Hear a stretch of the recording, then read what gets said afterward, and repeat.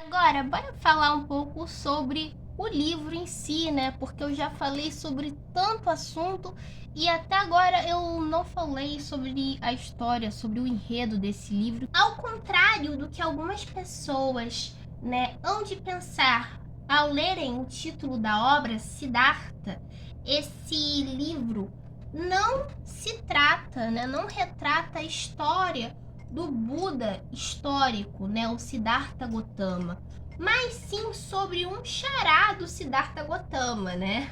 Na verdade, o livro é sobre um personagem criado pelo Hermann Hesse que carrega esse mesmo nome. Esse personagem, ele nasce numa família de brahmanes. E Ana, o que são brahmanes? Os brahmanes, eles representam a mais alta casta da antiga sociedade indiana, né?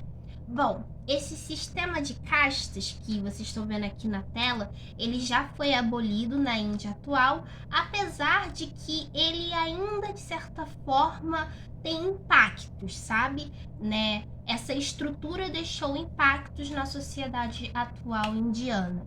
Mas até um tempo atrás, né? Ou seja, na época em que esse livro se passa, esse sistema de castas, ele vigorava. E os brahmanes, eles eram a maior casta existente. Era a casta das pessoas que lidavam com a parte espiritual, a parte pura, sabe? Era composta por religiosos, digamos assim, né? Por sacerdotes. Eu falei para vocês, o Siddhartha, criado pelo Hermann Hesse, ele nasce numa família de brahmanes, seu pai é um brahmane, e no começo da história, o personagem, ele parece que vai ter esse mesmo destino do seu pai, né, de ser um brahmane. Inclusive, o personagem apresenta uma alta capacidade para se tornar um mais alto brahmane, sabe? Uma pessoa de prestígio naquele mundo. Porque o personagem, ele sabe jejuar, ele sabe meditar, ele sabe se concentrar e encontrar a pureza dentro de si.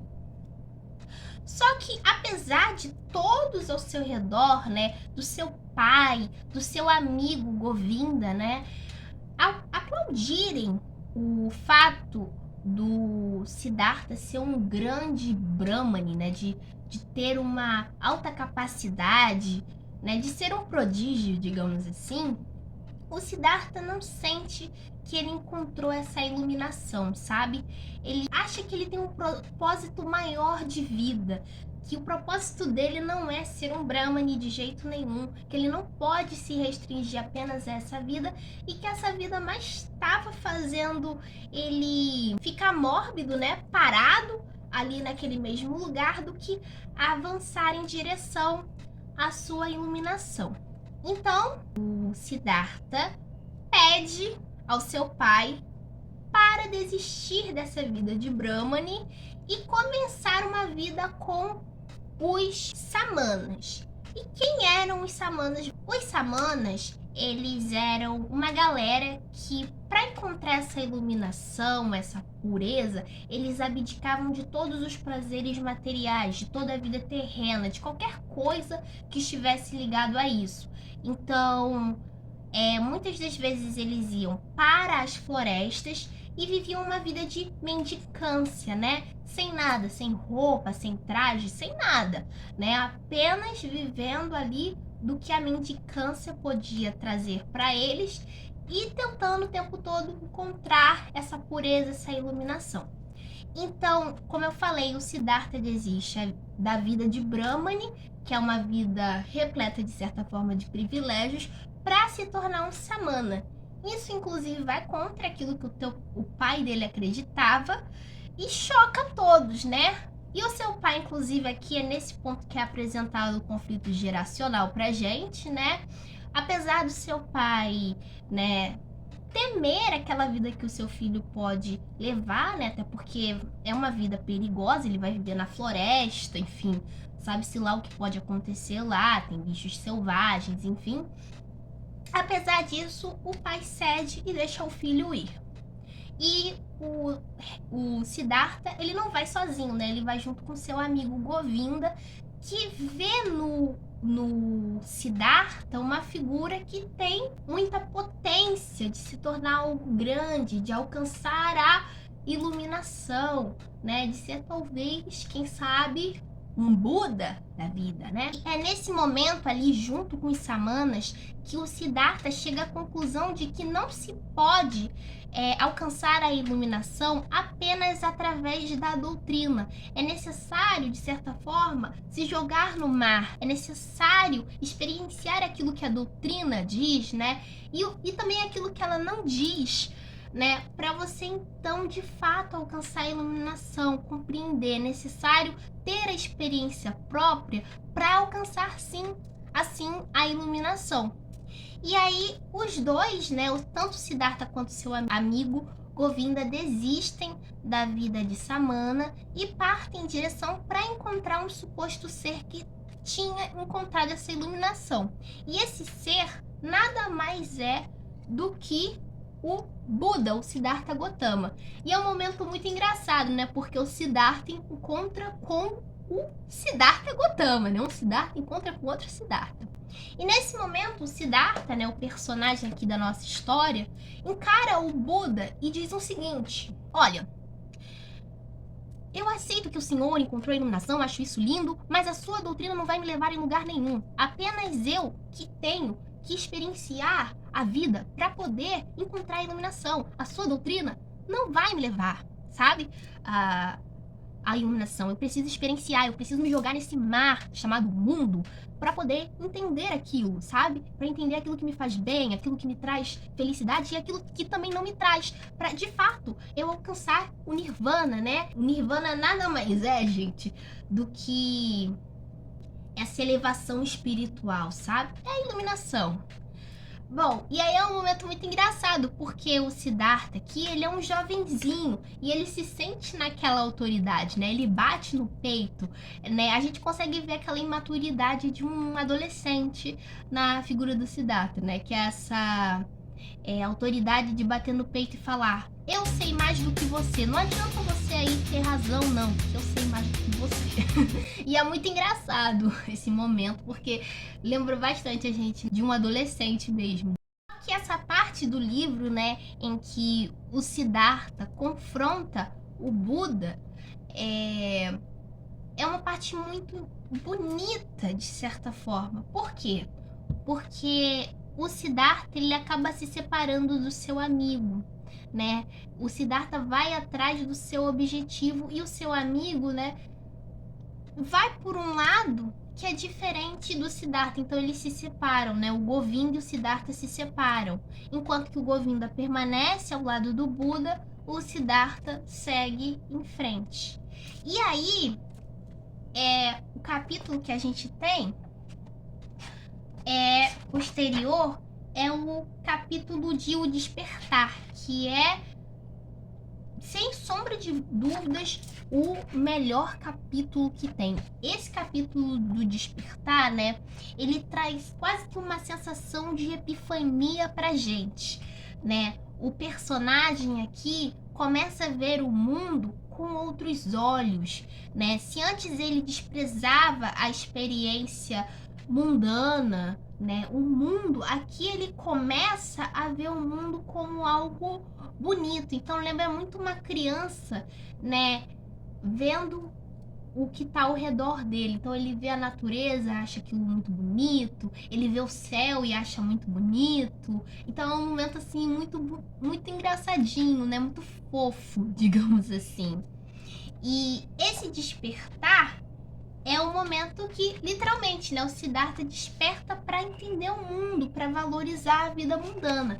E a gente sente, inclusive, aqui um contraponto do Hermann Hesse ao Platão, né? Por quê? Porque o Platão, ele tem essa ideia, né, de que há o mundo ideal, que é o mundo onde há essa elevação da alma, onde as coisas realmente são, enquanto que há o mundo dos sentidos, né? Que é o mundo que a gente vive, sabe? Esse mundo onde as coisas podem ser desprezadas porque elas são falsas, sabe? Elas são apenas imagens, elas não são verdadeiras. entende? E aí aqui eu vejo o Hermann Hesse fazendo um contraponto a essa ideia do Platão, né? Porque o personagem, ele passa a valorizar a experiência mundana, né? A vida mundana. Isso é muito interessante. E aí, gente, o personagem, ele faz uma travessia, né? Entre a floresta e a cidade. E essa travessia acontece através do rio, que liga um local ao outro.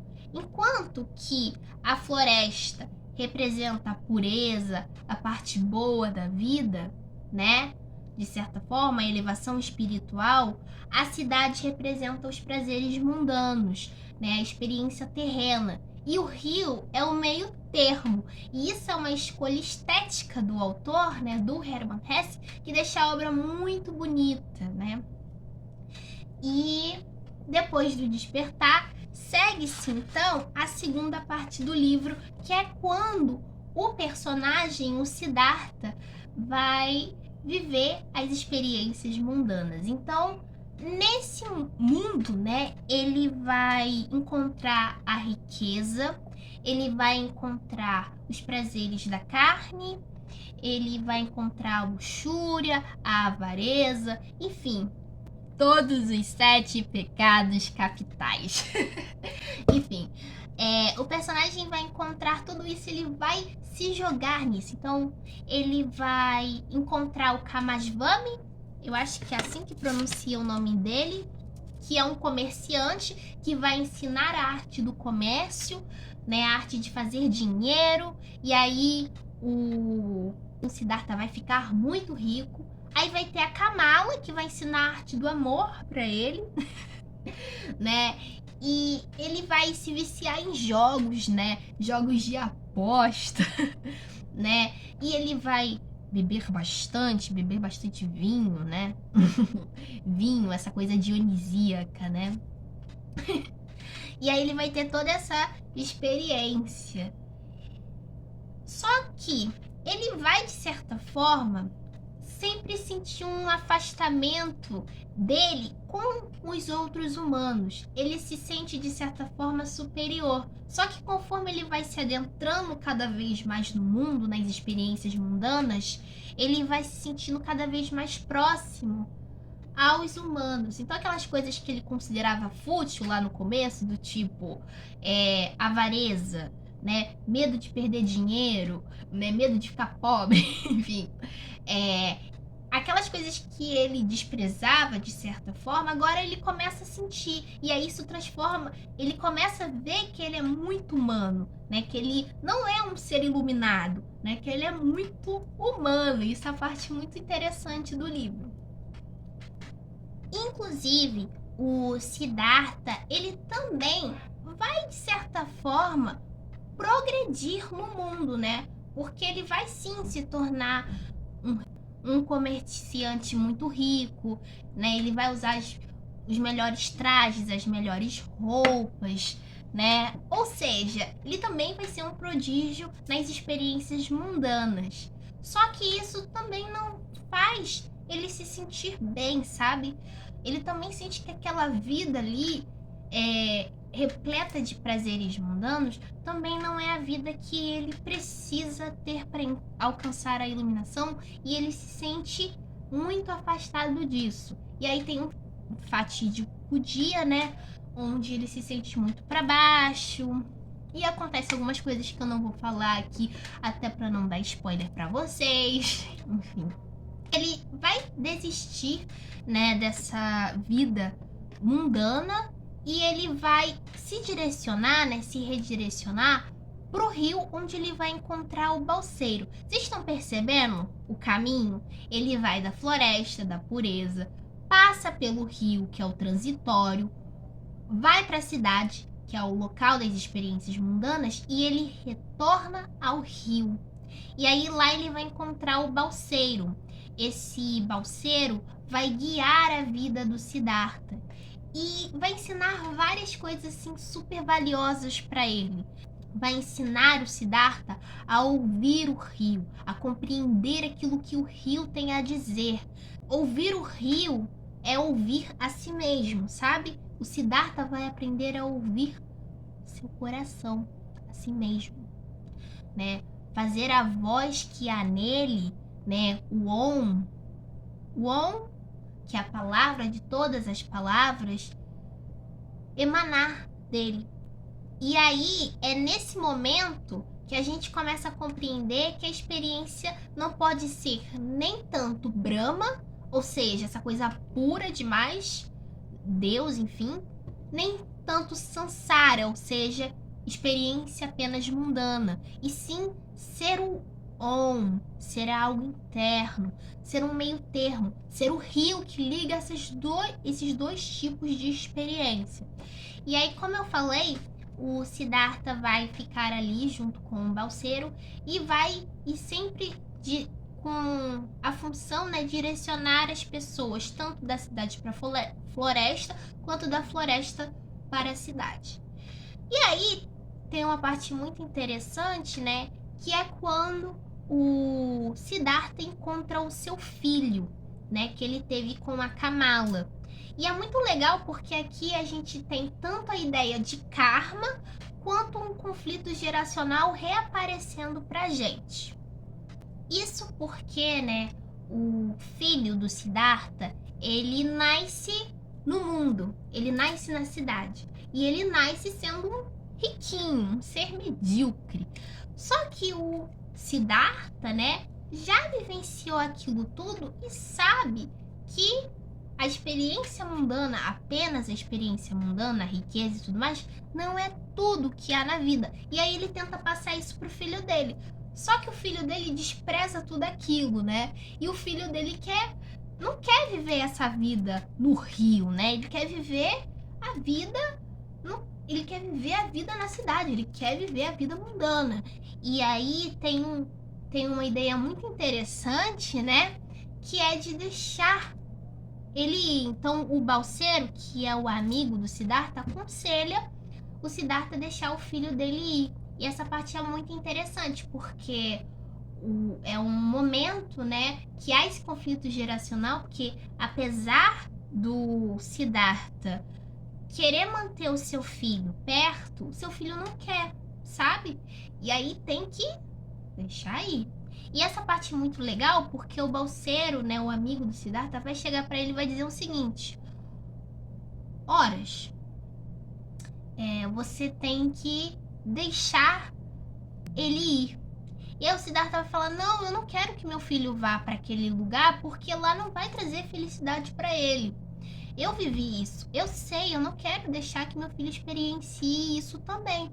E aí o Balseiro vira para ele: olha, não é porque você experienciou isso, né, que você está poupando seu filho de experienciar também. Cada ser humano é único. Cada ser humano tem que viver ele mesmo, para ele mesmo compreender, ele tem que experienciar. Deixa o seu filho ir. E aí, né, uma parte assim, basicamente, o Siddhartha não deixa o filho ir, tá? O filho foge. Enfim. É muito engraçado essa parte. Como eu falei, tem a ideia de karma, né? O karma é essa ideia de que tudo que vai, volta, sabe? Basicamente é um ciclo que se repete.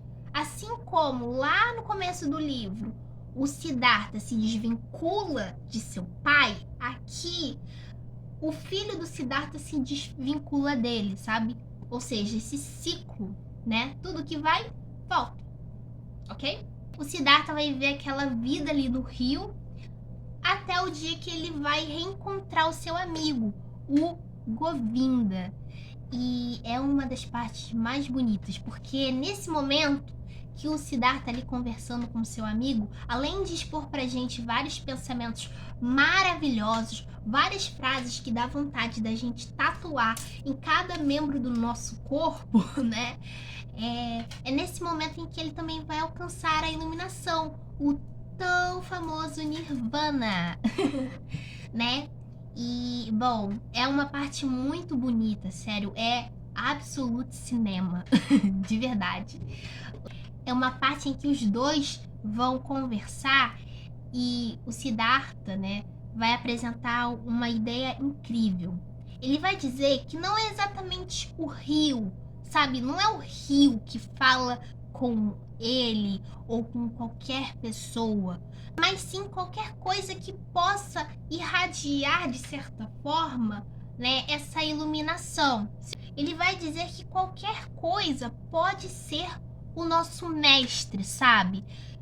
Pode ser um rio, pode ser uma pedra, pode ser uma pessoa, pode ser pode ser qualquer coisa que você queira. Qualquer coisa pode transmitir para você essa ideia de sabedoria, né? Essa ideia de ser o nosso mestre. Você pode ter, sei lá, o Buda como o seu mestre. Você pode ter Jesus Cristo como seu mestre, assim como você pode ter uma pedra, um rio como seu mestre.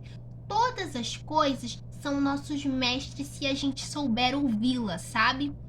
E aqui ele vai fazer um paralelo, né? Porque o Balseiro via no rio o seu mestre, tudo aquilo que ele podia, tudo aquele lugar onde irradiava sabedoria. Os samanas viam lá no samana mais velho. Os brahmanes viam no Brahma. As pessoas que seguiam o Buda viam no Buda a sabedoria. O Govinda via no Siddhartha a sabedoria, entende? E a gente precisa também ter a nossa experiência individual para que a gente possa encontrar a nossa iluminação. E aí foi nesse momento, quando eu estava lendo os últimos capítulos do livro, que eu tirei a seguinte conclusão: Siddhartha não era um santo. Apesar de todo mundo, né, falar: Siddhartha, você tem total capacidade, você pode ser um iluminado. Não, Siddhartha não era um santo. Nem, no entanto, Buda, nem Jesus Cristo, por exemplo. Eram vistos como santos porque refletiam a sabedoria e a santidade em que os amava.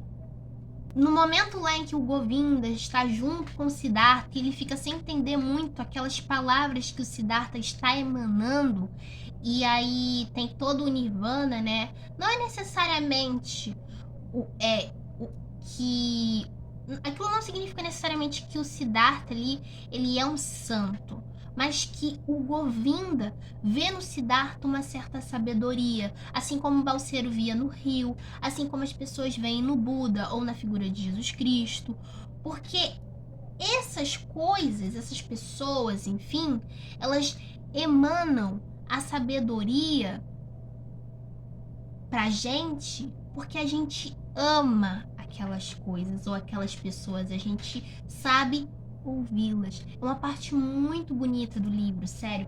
Tanto que quando eu terminei esse livro, eu disse: que livro lindo!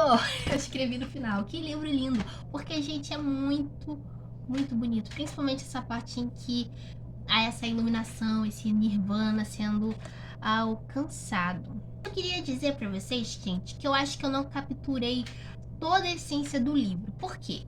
Esse livro a gente consegue capturar, sim, um pouco do pensamento ocidental. Então, eu consegui, por exemplo, capturar referência ao Nietzsche, que sempre tem, né, ao Platão. Eu acredito que teve também ao Heráclito de Éfeso, mas não tenho certeza. Porém, eu sei que também teve um pouco do pensamento oriental sendo exposto, né? E aqui a gente pode colocar de pensadores orientais. Só que eu desconheço. Então, eu não posso ter capturado, sabe? Eu vi no canal do Guilherme Romano, né? Que essa ideia, né, de que a experiência individual é o que conta, cada pessoa tem que encontrar a sua própria iluminação, a experiência individual é o que conta e não apenas a doutrina, é uma ideia krishnamurtiana, né? Do Krishnamurti. Eu não tenho certeza, mas eu pesquisei e pelo que eu vi o Krishnamurti também pregava sobre isso. Então, como eu falei para vocês, pode sim ter coisas que eu deva ter perdido, referências que eu perdi, até porque o Hermann Hesse ele põe muitas referências nos seus livros. Inclusive estudem, galera, estudem Nietzsche, estudem Platão, o Platão, estudem as ideias assim gerais, sei lá, do Heráclito de Éfeso, enfim, dessa galera, porque normalmente o Hermann Hesse ele coloca umas referências. Eu não sei se o Heráclito de Éfeso realmente foi uma referência ou se foi eu vendo coisa mesmo, tá? Mas o Nietzsche e o Platão eu tenho certeza, e o do Krishnamurti também. Outra ideia do livro, né, que eu achei muito bonita, é a parte quando ele fala sobre o oposto de uma verdade é outra verdade, né? Quando uma pessoa expõe a doutrina dela, ela está expondo a verdade dela, né? E outra pessoa também vai estar expondo a sua verdade. Então vamos supor, uma pessoa que acredita que viver no mundo é a melhor forma de se viver, e uma pessoa que diz que não, que a melhor forma de viver é buscando a santidade, né? Cada uma dessas pessoas vão dizer as suas próprias verdades. Mas a gente tem que experienciar um pouco dos dois pra gente saber a nossa própria verdade, sabe? Né? Ambas essas pessoas estão expressando verdades, né? A gente não tem um mundo onde as coisas são apenas boas e ruins. A gente tem um mundo onde essas duas experiências se misturam, e é por isso que nós precisamos ir lá e viver pra gente poder então buscar aquilo que a gente vai considerar bom ou não pra gente. A gente não pode viver apenas da doutrina do outro. E outra coisa muito legal que esse livro foi tipo um tapa na minha cara, e vai ser um tapa na sua também, foi o momento em que ele fala sobre que não é essa ideia de um presente, um passado e um futuro certinho, sabe? Que tudo é o agora, tudo é um rio, né? O rio ele flui para frente. O rio não tem um passado e nem um futuro, sabe? O rio só flui, o rio só é o rio. Nessa ideia a gente também pode trazer para nós, seres humanos. A gente não tem o passado e nem o futuro, a gente só tem o presente, a gente só tem o agora, sabe? E aí ele vai dizer o seguinte: aquela pessoa que você foi quando era criança é a mesma pessoa de quando você é um adulto, sabe? Então a gente não pode desprezar nenhuma experiência que a gente tenha tido. Por exemplo, já viu aquela pessoa que fala: ah, no passado eu era uma pessoa do mundo, sabe? Eu só fazia coisa errada. Agora eu sou um santo, eu faço só coisa certa. Não. Você também foi aquela pessoa que só fazia coisa errada, e você também é essa pessoa que é um santo, sabe? Não tem como você dizer que você era e que você deixou de ser. Não, você sempre foi, você é um rio. O seu passado é o teu presente, o teu futuro também é teu presente. Então não tem como a gente também chegar e apontar o dedo para uma pessoa e dizer: ah, aquela pessoa ela é um santo, ela vai ser um santo, ela vai ser grandiosa. Porque aquela pessoa só está sendo ela, entende? Ela não tá naquele futuro, ela só tá ali naquele presente. Eu não sei se eu deixei bem clara essa ideia, então é melhor você realmente ler e encontrar isso e entender com as suas próprias palavras, né? Mas são vários pensamentos muito interessantes, e eu tenho certeza que a leitura desse livro vai ser maravilhosa. Então eu recomendo demais que você leia Siddhartha do Hermann Hesse. É isso, um beijo, tchau!